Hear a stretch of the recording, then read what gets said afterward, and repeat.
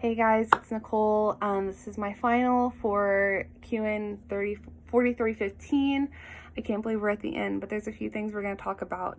So, number one, objectives and backwards lesson design. Then we're going to talk about the different types of assessment, lesson planning, data and differentiation.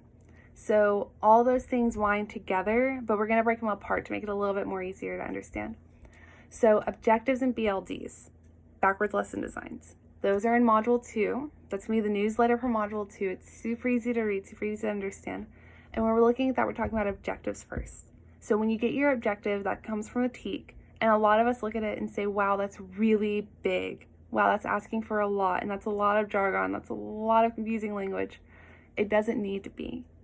What we can do is break that TEAC down. We can break it into cognitive rigor, conceptual knowledge, and we can also break it down into specifics.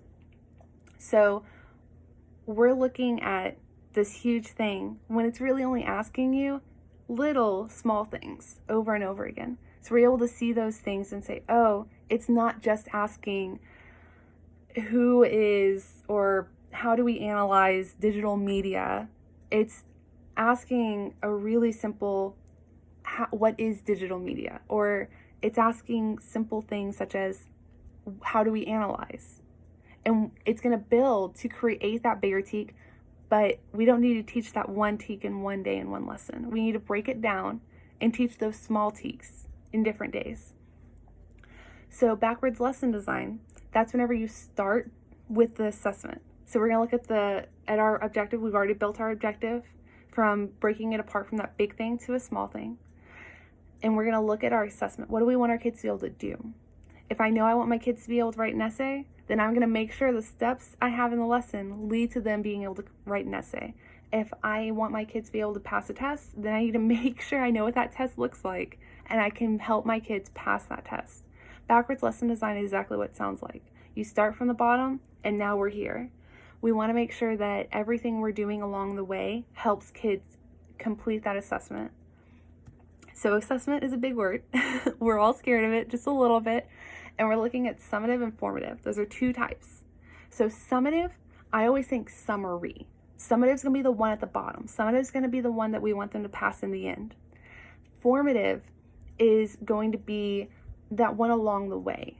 So let's say summative's down here and we start here and we're going to go down the track. Well, along down the track, I'm going to have some formatives just so I make sure we're not moving down before we know what we're doing. Formatives can look anything like, maybe we need to do a quizzes. Oh, maybe we should do a Kahoot. A couple questions just to make sure everyone's tracking, making sure everyone understands what we're doing and why we're doing, and making sure that when they get to summative, they're fully prepared. So remember, summative, summary, formative, middle of the lesson. You can learn more about that in our Module 3 newsletter. It's really helpful. It's going to lay it out extremely well. There's actually a really good quote from there. Summative is the assessment of learning and formative is the assessment for learning. So formative, for learning, summative, of learning. So after we do our assessment, sometimes we can look at our data. And data is great. Data is our friend. We love data because what data tells us is, how are these kids learning? Are they learning by me doing visuals? Are they learning from me doing whatever? We just want to make sure that everyone is learning. And sometimes we don't know that what we're teaching isn't working for a kid until after they fail, which is sad. But sometimes we need them to do a pre-assessment so I can see where they're at. And then I realize I didn't teach that very well because all of my kids failed. So I'm going to go back and I'm going to reteach as a whole if all my kids failed. If I only have 3 kids that didn't get it, awesome. That means that I can pull them out into small group and I can teach them a different way until I know for sure they got it. Data is our friend by showing us how we need to do something. Data is our friend by showing us what works, what doesn't work, and how we can make it work for all of our students. When we're talking about all of our students, it leads straight into differentiation. Differentiation is where we can make sure every single student is learning. So data and differentiations in Module 5 newsletter, and we just need to use that. We need to realize no student learns the same. I'm personally, if you give me an audiobook, I'm not going to understand a word of it. But if you let me read, I got it. And our kids are the same way. Everyone needs a different way of learning. Everyone needs to understand in their own language. And we just need to make sure we're allowing for that to happen. Differentiation, create different ways of learning to reach every child.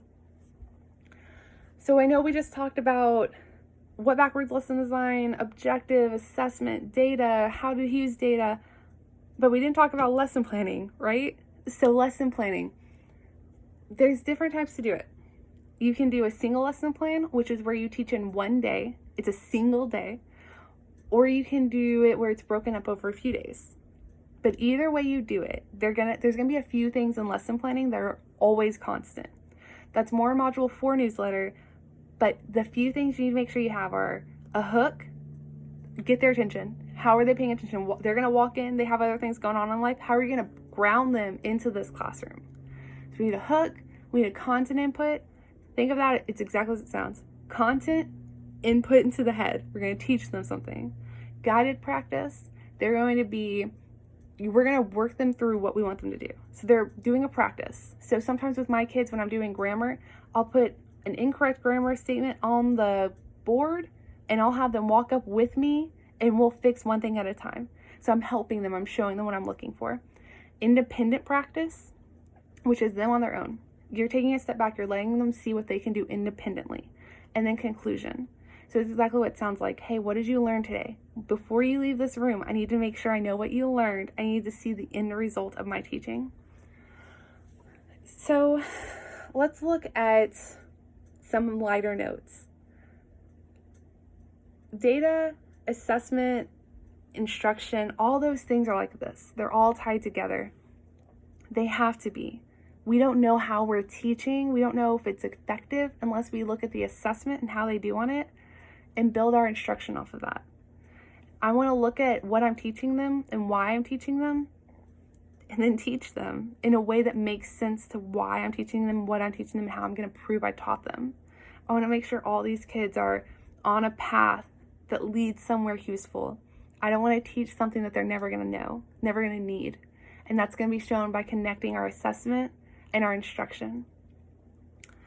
But on a personal note, this semester has been organized chaos. It's been beautiful. It's been wonderful. I've loved being able to see every document in every place, and that's something I'm going to take with me.